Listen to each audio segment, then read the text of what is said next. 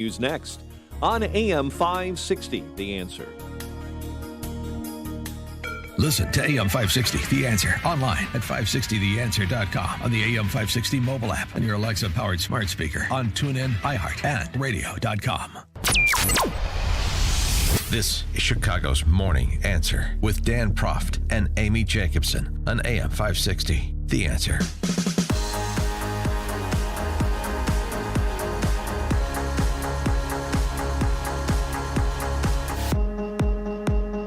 Top of the morning, Dan and Amy. President Trump has his first COVID-19 briefing in many moons, and it was a tight, disciplined, informative performance, in my estimation, including addressing some of the things I hoped he would address, providing context where the press has not, for example, on the recent increase in cases. President Trump first starting out talking about the supplies that the federal government has and the distribution mechanisms that are in place, combined with the case fatality rate, a little bit of context to those case spikes. We again have tremendous amounts of supplies. We are in very good shape and we can move them quickly. Our case fatality rate has continued to decline and is lower than the European Union and almost everywhere else in the world. If you watch American television, you think that the United States was the only country involved with and suffering from the China virus. Nice little veiled shot there. He also provided some context to where we are versus where we were, April versus today. In April, the average age of individuals who tested positive for the virus was over 50 years old. Today, the average age is significantly younger. Hospital lengths of stay are almost half of what they were in April.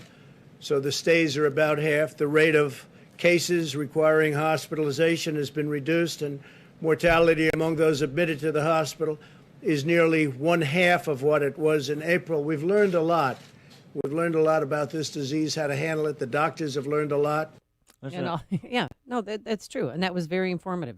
Important data points that you're not getting from the D.C. press corps, with perhaps the exception of the Wall Street Journal editorial page, and you're not getting in the media with the exception of shows like ours. And, again... Well, because the mainstream media, all they focused on was the masks. And the data, the case numbers without context is fodder for hysterics and demagogues. And that's, pretty good labels for the D.C. press corps. For more on this, we're pleased to be joined again by Dr. John Lee, retired professor of pathology and NHS consultant pathologist across the pond there in merry old England. Dr. John Lee, thanks for joining us again. Appreciate it. Good morning. Good morning. Your reaction to that context that President Trump provided on the case increases in particular parts of the country. Really important to provide hospitalization rates, case fatality rates, median age of infection. That's important to understand what's happening, isn't it? Absolutely, yes. I mean, in the first article I wrote right back in March, very soon after the UK announced the lockdown, the main point I was trying to make was that you simply can't understand any of the numbers with regard to COVID without understanding the context of them. So you have to have comparators. You have to understand, what happens in a normal year. You have to understand what's different about young people getting this disease and old people disease. And unfortunately, most, as you said, most of the stuff that's been reported hasn't given any context. And unfortunately, because our politicians everywhere in the world seem to have been being led blindly by groups of scientists with their own agenda, it seems to me, they haven't been giving us much either. So it's very, very welcome to hear President Trump doing that. I think that's a real step forward. I wish our politicians were doing it a bit more over this side of the Atlantic. Well, and again, the texturing here, the lack of it and the need for it. Study published by CDC in this country, July 16th, looked at 5,700 patients who tested positive for COVID and more than 59,000 people who came in contact with them. The findings, just 2 out of 100 infected people had caught the virus from non-household contacts. 2% of those infected non-household contacts, and yet we're told, and we have mandates in some states that we have to wear masks everywhere, wear masks outside. You can catch it anywhere you go. When in point of fact, we know the overwhelming majority of cases, I mean, 2 out of 100, the overwhelming majority of cases, sustained contact in close quarters, most notably with your household, particularly during lockdowns. And oh, by the way, locking down people in their house turns out to spread the infection.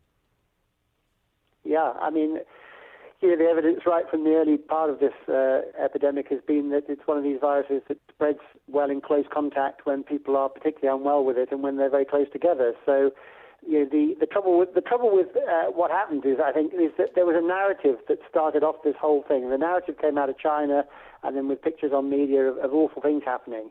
So we were all primed, at least a lot of people were primed to believe that this was a very nasty virus, and the thing we should do is to admit everybody to hospital and treat them intensively. It seems to me that a lot of the admitting to hospital was actually a bad thing because it concentrated nasty strains of the virus in close proximity with vulnerable people. And so then we've had this awful explosion of cases in vulnerable people and in care homes where people were sent to afterwards. I mean, I think two things have happened over the last few months. I think people have learned better how to deal with the virus. I think the virus has turned out not to be anywhere near as severe as it was originally feared to be.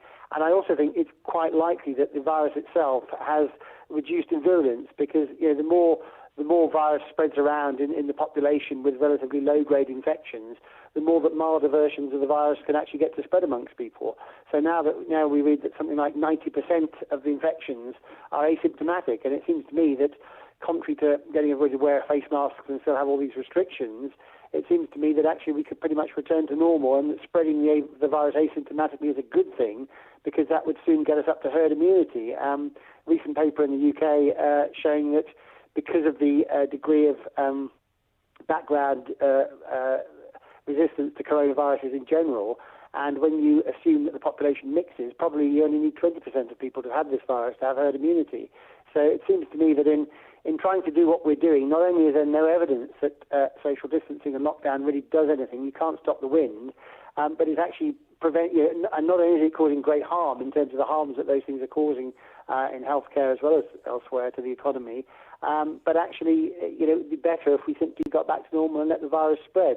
That the probability is that in 5 years' time, all countries will be in the same place. Everybody who is really going to be vulnerable to this virus and was going to catch it and die, I'm afraid they probably will, because you simply can't, you can't keep people behind the sofa for months and years on end.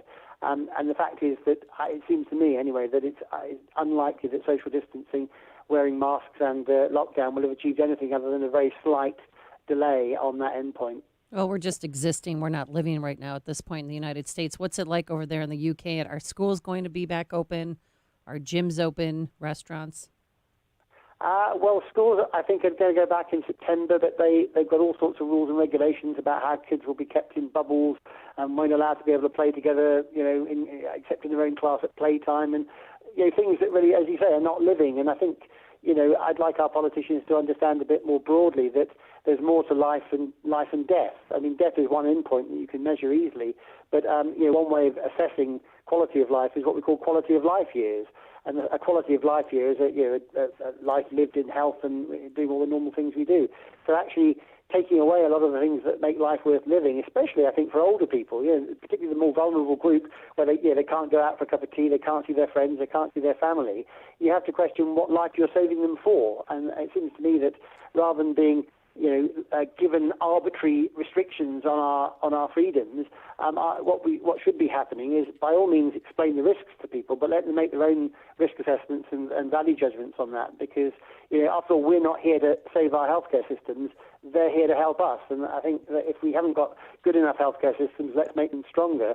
But let's not just keep everybody in mothballs while the politicians try and figure out how not to take the blame for a new virus, which is where we seem to be. You must be considered an apostate in the medical circles in Britain, and I wonder then, if that's true, what your conversations are like with other medical, other doctors as well as public health professionals at NHS and in those circles in the UK. Yeah, I don't really like hearing myself described as an apostate. I mean, I've got enjoying being retired. Really, I didn't really want to get back into doing all this stuff, but it seemed to me that what was being put out there was so wrong that somebody had to say something. I actually don't think I am considered an apostate. When I talk to people behind the scenes, there's very wide acceptance that what we're being told and what we're seeing with our own eyes are two different things. It does seem to me that a lot of the advisors advising government are really not that interested in what's happening to the public. They're involved in reputational damage limitation, having set us down this road without good evidence, having caused direct harms to many people by this road that we've gone down. They're simply involved in making absolutely sure that nobody can blame them for the fact that we did it. I think actually behind the scenes, there's a very wide group of, the silent majority who can see for themselves that really this isn't the apocalyptic thing that we were being told, and that actually the responses to this are still overreactions. So no, I don't think I am an apostate, really. I think I'm somebody who's tried to look at the evidence. I mean, one thing I would say is right throughout this, from the beginning to now, I'm constantly questioning my own interpretation of this. Am I just talking, and I and people like me, are we just talking nonsense?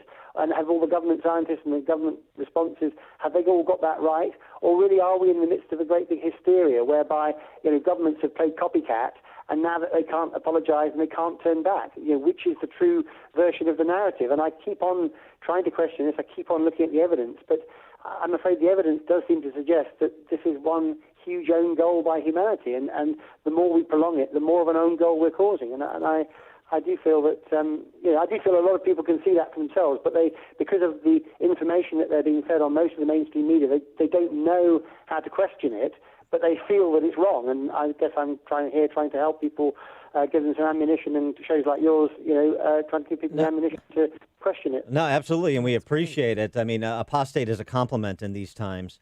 And I mean, it really is. I mean that because so few are willing to speak out. But there are some doctors and medical and public health professionals that are, including in this country. We talk to a lot of them, people that really know their stuff like you do, and they are willing to risk, ridicule or reputational damage in certain circles to speak what they know to be true based on being intellectually curious.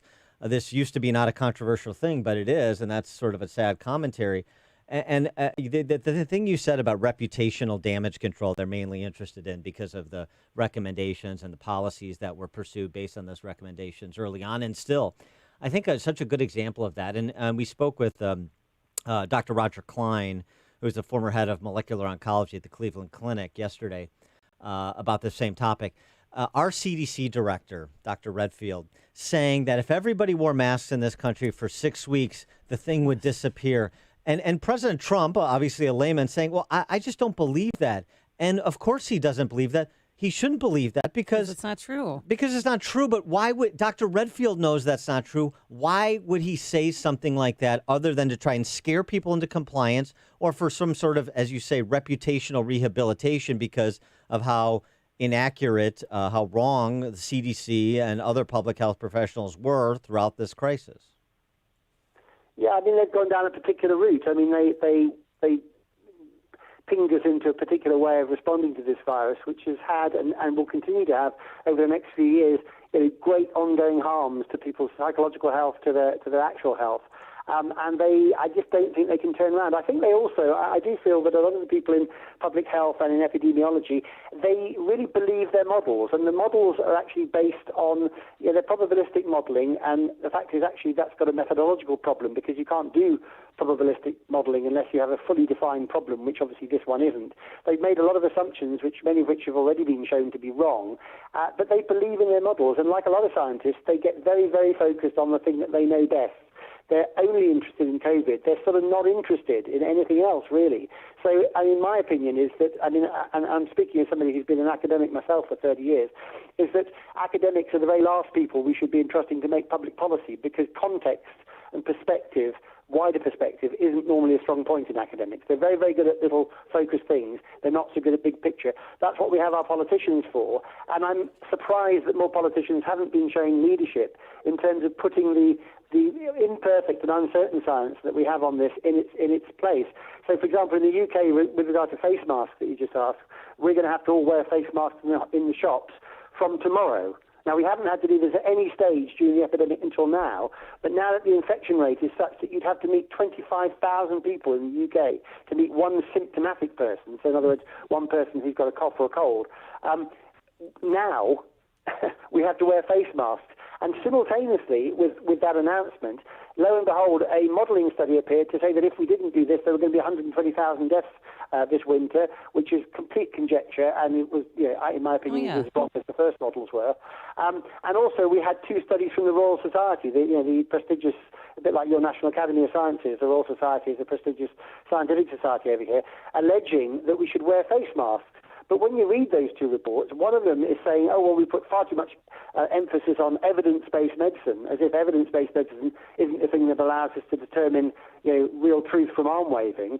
And the other one of the best pieces of evidence they could adduce for wearing face masks was a study using 39 hamsters, where they put a partition between the hamster cage, put face mask material in the partition, and showed it reduced viral spread. And therefore, they say, we should all wear face masks in public. It's complete nonsense. I mean, in my opinion, when you look at it, there is essentially no good evidence that face masks do anything other than make a fashion statement. There's another study I wanted to get your reaction to, because this is a bit more technical. It's a study from a consortium of German researchers that was posted that finds cross-reactive COVID T-cell epitopes revealed pre-existing T-cell responses in 81% of unexposed individuals, and validation of similarity to common cold human coronaviruses provided a functional basis for postulated heterologous immunity in COVID-19 infections. The upshot, as I understand it, is you're talking about 81% of unexposed individuals have T-cell immunity to COVID-19. Yeah, well, I mean, that's actually a higher percentage than the study that came out from your side of the pond a month or 2 ago, which found 50 to 60%. So, but the thing is, it doesn't surprise me, because when you look at colds, I mean, normally we don't measure colds like this. We don't identify the viruses that cause people to get colds. But it's reckoned that in studies that have been done, about 1 in 6 colds in a normal winter cold season are caused by coronaviruses. So given that we can actually identify those as being related viruses, it doesn't surprise me at all that there's cross-reacting immunity to them. And of course, a lot of the news about testing for coronavirus has all been about antibody testing. But antibodies are one arm of the immune system. They're actually not the main arm that normally fights viruses. The main arm that fights viruses is the T-cell side, which doesn't make antibodies. It has a cellular response whereby our immune cells go around and kill the cells that are infected by viruses.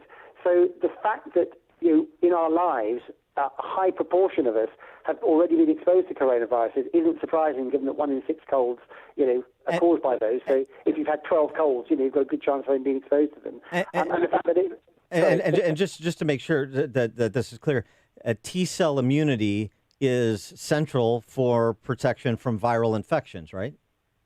Yeah, that's right. So there are 2 arms of the immune system. The B cells respond to basically any new protein or new bit and piece that comes into the body, and they make antibodies. And antibodies bind the bits and pieces that circulate in the blood, and they therefore cause other cells to be able to take those things out of the blood. And that's the main arm that responds to bacterial infections, for example, because they tend to circulate in the blood. Viruses, they get inside our cells. So because they're hidden away inside cells, antibodies don't work against viruses on the whole. They might respond to viral antigens, but they don't work. But the T cells have mechanisms of recognizing which cells have been infected by viruses, by various proteins that appear on the surface. And then the way they deal with those is they kill the cell. And in killing the cell, they stop the virus reproducing. And so that stops the viral infection then getting worse in our bodies. So it's the T-cell side, really, that's the main side. So when you look at under the microscope, for example, if you see a bacterial infection, you see a lot of plasma cells there, which are a type of B cell, making antibodies. If you look at a viral infection there, you see lots of T cells, which are different appearance under the microscope, and they're the ones that attack the virally infected cells. And they're the ones that your study that you mentioned has shown 81%. So there are several studies now showing over 50% and even substantially high percentages of cross-reacting T cells. Doesn't surprise me at all. And of course, it means the number of people who need to be directly infected by this new COVID virus for us to get herd immunity is much, much lower than we were being told, much, much lower than many of the models assume. He is Dr. John Lee, retired professor of pathology and NHS consultant pathologist. Dr. Lee, thanks for joining us again. Always appreciate your expertise. Thank you. And he joined us on our turnkey.pro answer line. Hear about the big stories of the day, then talk about them right here on Chicago's Morning Answer on AM 560. The Answer. This is attorney Stephen Leahy. This isn't the first crisis we faced together. Back in '08, business professionals in trouble sought help from bankruptcy attorneys, loan modification attorneys, foreclosure defense attorneys, and IRS attorneys trying to gain full financial recovery. They should have just called me. Let me tell you about Chuck. His small business crashed in the '08 crisis. He faced 2 foreclosures, overbearing creditors, and the dreaded IRS. Chuck would not even get out of bed in the morning. His wife heard me on the radio and convinced him to hire me. We got Chuck a loan modification and a short sale. We obtained a discharge of his debt and settled what was left of his IRS liability. Now Chuck is back in business and in control of his life. You can hear Chuck tell his own story at fullfinancialrecovery.com. We can get through this new crisis too. The time to start rebuilding is now. Don't let your life's work go down the drain. Get your free guide to recovery at fullfinancialrecovery.com. That's fullfinancialrecovery.com. Or call me right now at 312-66